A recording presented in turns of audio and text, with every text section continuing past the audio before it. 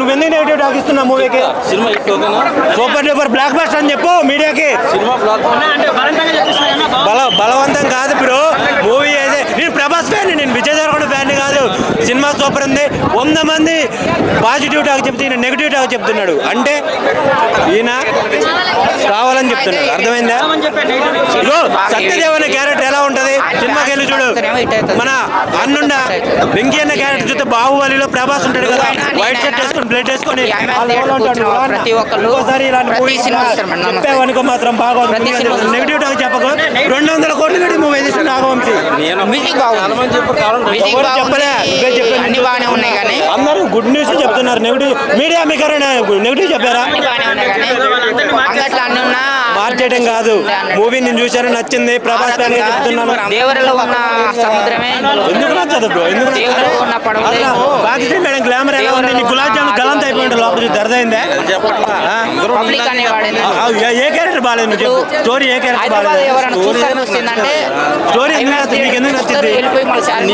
నీకు బుర్రలేదు అందుకే నచ్చింది. బుర్రలోకి నచ్చింది మూవీ. అర్థమైందా? విజయ్ దేవరకొండ ఫ్యాన్స్ వచ్చారనుకోవాలి.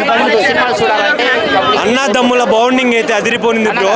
ఆ ఫైట్ సీక్వెన్స్ అయితే మెంటల్ ఇచ్చేసాడు.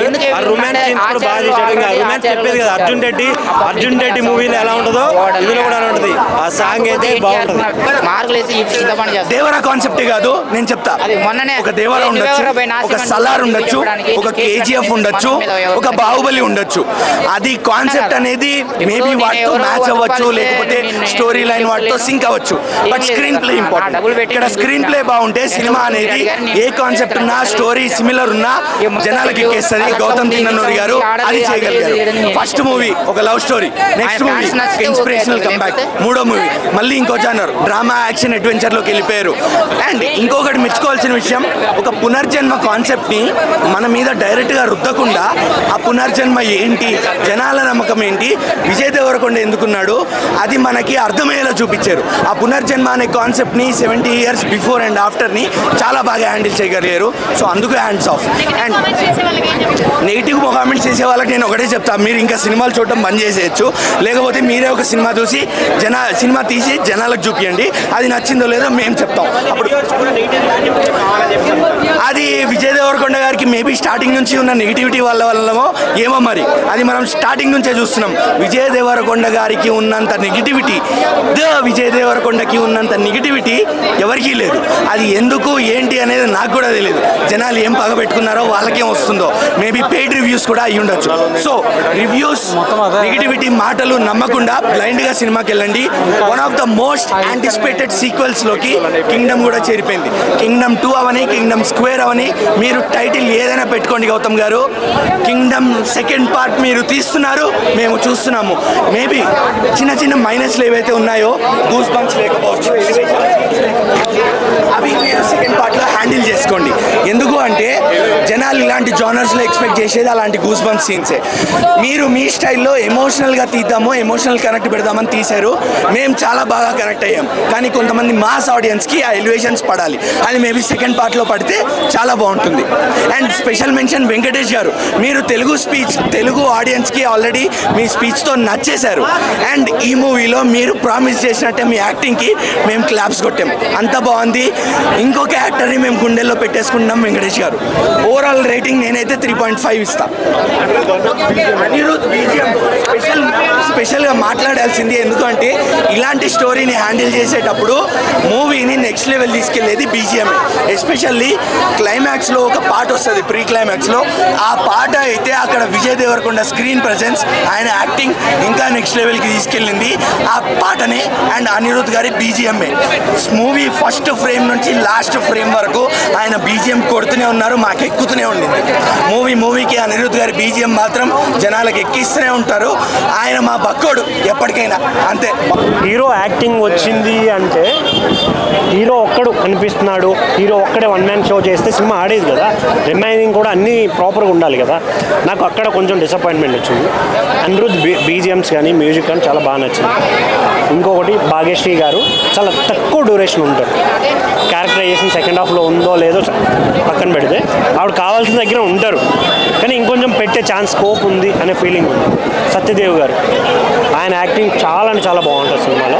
కాకపోతే ఆయన స్టోరీకి చాలా తక్కువగా ఉంటారు.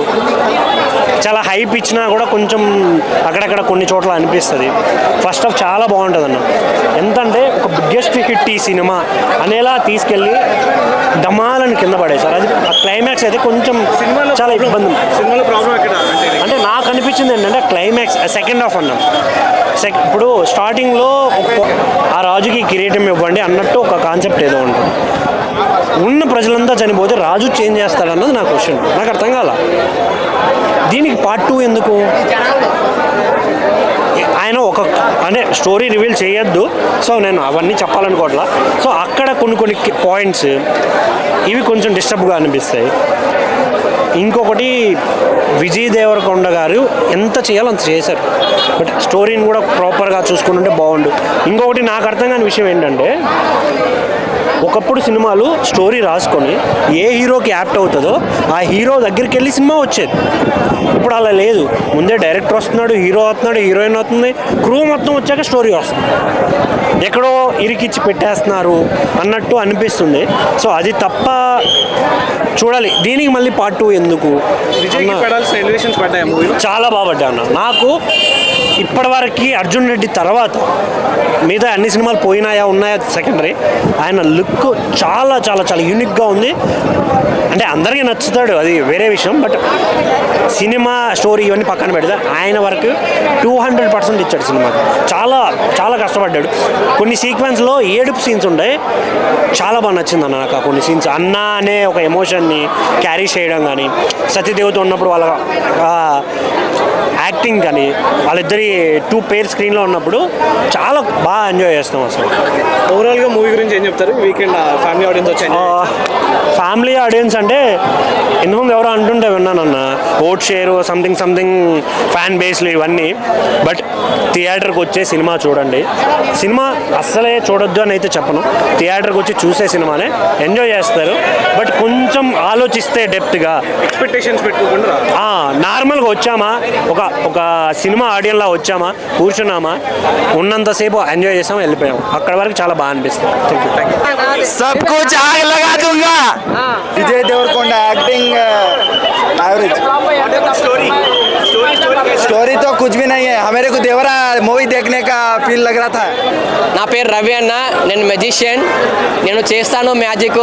కింగ్డమ్ సినిమాలో ఉంది పెద్ద లాజిక్. తిరుమలలో ఉంటాయి 7 కొండలు, మా విజయ్ దేవరకొండకు ఉన్నాయి కండలు. బొమ్మ బొడ్సు కింగ్డమ్ గెలుపు, మీ బట్టలు ఎవరు కొట్టుకోలేరు. ఈ సినిమాలో యాక్టింగ్ వేరు, సూపర్ సినిమా. నేను ఉండేది రాచకొండ, కింగ్డమ్ సినిమాలో ఉండు విజయ్ దేవరకొండ. మీరందరూ సినిమా చూడాలి, మీ కడుపు చల్లగుండా. ఎందుకంటే మన తెలంగాణ స్టార్ని ఎంకరేజ్ చేయాలని చెప్తున్నా. కానీ ఇందులో కొంచెం డిఫరెంట్గా తీయాలి. అందరూ అవే కాస్ట్యూమ్స్, అవే మెడల గొలుసులు, అవే ఏందన్నా డిఫరెంట్గా తీయండి, కొత్తదనం తీయండి. ఈ రోజుల్లో సినిమాలు ఎలా ఉన్నాయి? ఒకప్పుడు సినిమాలో ఎలా ఉండే సినిమాలో ఎలా ఉండే, ఒకప్పుడు ఎలా ఉండే 100 days 200 days వచ్చినాయి. ఇప్పుడు మా అంటే 2 days 3 days ఐబొమ్మలు వస్తుంది. సినిమాలో కాన్సెప్ట్లు మార్చండి. ఇందులో పెద్ద ట్విస్ట్ ఉంది, చాలా పెద్ద ట్విస్ట్. ఏంటంటే ఇలా సాంగ్స్ లేవు, ఒక సాంగ్ లేదు, మ్యూజిక్ ఉంది బ్యాక్గ్రౌండ్ అంతే, కానీ సాంగ్స్ లేవు. ఫైట్స్ ఉన్నాయి, బదులు సెంటిమెంట్ ఉంది, కానీ బోర్ అయితే లేదు. కానీ డిఫరెంట్ కాన్సెప్ట్, డిఫరెంట్గా ఉండాలి. అవే కాన్సెప్ట్లు, అవే కాస్ట్యూమ్స్, అవే మన గొలుసులు, అవే కడాలు, అవే ఏంది కొత్తగా కావాలన్నా. విజయన్నా నేను వెయిట్ చేశానా ఎప్పటి నుంచో మీ సినిమా చూద్దామని. ఈసారి కానీ మన తిరుమల వెంకన్న స్వామి కానీ ఈ ఒక్కసారి నా పక్క నుండి నడిపించినాడా. చాలా పెద్దోన్నాయి పొడుస్తాడు స్వామి అన్నాను, పెద్దోన్నాయి పొడిచినప్పుడు కానీ సినిమాలో లెంత్ లేదన్నా, యాక్టింగ్ లేదన్నా. అమ్మా నాయన సినిమాలో కొంచెం డిఫరెంట్ గా, కొత్తగా, వేరే లెవెల్లో ఉండాలి. బాహుబలి ఎలా ఉంది, బాహుబలి 2 ఎలా ఉంది, అలా వెయిట్ చేయాలి. బాహుబలి 2 కోసం 5 years కాదు. అరే సినిమాలు తీయాలంటే రాజమౌళి. నాకు ఒక ఒక సినిమా గురించి ఒక బ్యాడ్ చెప్పనన్నా ఎవరి యాక్టింగ్ వేరు వాళ్ళకి వచ్చిన బ్యాడ్ చెప్పలేను. ఈ సినిమా గురించి చెప్పండి, ఈ సినిమా గురించి చెప్పండి. కానీ విజయ్ అన్న చాలా ఎక్స్పెక్ట్ చేసిన, కానీ ఒక 100లో 80-70% వాడుకున్నారు. కానీ ఇందులో ఒక దేవరా కాన్సెప్ట్ ఉంది. ఫస్ట్ రాజు, తర్వాత మళ్ళీ ఆయన పుట్టి మళ్ళీ మళ్ళీ పార్ట్ 2 ఎప్పుడు ఈ మధ్య కామన్ అయిపోయింది. పార్ట్ 2 ప్రతి ఒక్కరు పార్ట్ 2 పెడుతున్నారు. బాహుబలి 2, బాహుబలి 1 వచ్చినప్పటి నుంచి ఎందుకు పార్ట్ 2 పెడితే ఏమొస్తుంది? డబ్బులు వస్తాయా? ఫస్ట్ లో దమ్ము ఉంటే లాస్ట్ లో పెట్టండి. కానీ వేరే మళ్ళీ పార్ట్ 2 అంట, కింగ్డమ్ పార్ట్ 2 అంట, ఏవో సినిమాలు పార్ట్ 2 అంట. ఎందుకు పార్ట్ 2లు? అంతేగాని స్టోరీ పరంగా సెంటిమెంట్ అన్న, సెంటిమెంట్ లాగే అయితే ఎక్కువ లేదు. సెంటిమెంట్ అంత సెంటిమెంట్. వాళ్ళ అమ్మ కోసము వాళ్ళ అన్న కోసం పోయి తీసుకోవడానికి వెళ్తాడు. డైలాగ్ తక్కువేనా? డైలాగులు లేవు. అన్న చెప్పిన డైలాగ్ ఏంటంటే అదే చెప్తారు కదా, చేతిలో పైన గుర్తుపెట్టుకోండి, దేవరా అక్కడ డైలాగ్ ఉంది. దేవరాది ఆయన హీరో పేరు దేవరా, అందులో ఆయన పేరు దేవరా, మళ్ళీ పుట్టాడు మన దేవరా. దేవరా స్టోరీ లేదు, అన్ని మిక్సింగ్ ఉంది. సలార్ మూవీ ఎందుకు ఇక కొత్త దొరకలేవు డైలాగులు. ఏం చేసే షార్ట్ ఫిల్మ్ ఒకటి ఎంత 100 మిలియన్స్ పోయింది షార్ట్ ఫిల్మ్. డైరెక్టర్ చెప్పాను, డైరెక్టర్ గారు ప్లీజ్ నెక్స్ట్ టైం సినిమా తీస్తే కొంచెం డిఫరెంట్గా తీయండి. ఓల్డ్ అరే ఏది మొన్న సినిమా తీసిన ఆదిపురుషు అలాంటి కాన్సెప్ట్లు తీయండి, పిల్లల కోసం తీయండి. సినిమా వస్తుంది ఒక 2-3 రోజులు ఆడుతుంది అంతే, 2 days ఆడుతుంది, అంతకంటే ఎక్కువ ఆడలేదు. ఎందుకు రొటీన్ కొంచెం బెస్ట్ తీయండి, మళ్ళీ రావాలి. నాకే రావాలనిపిస్తలేదు సినిమాలకు. బాయ్.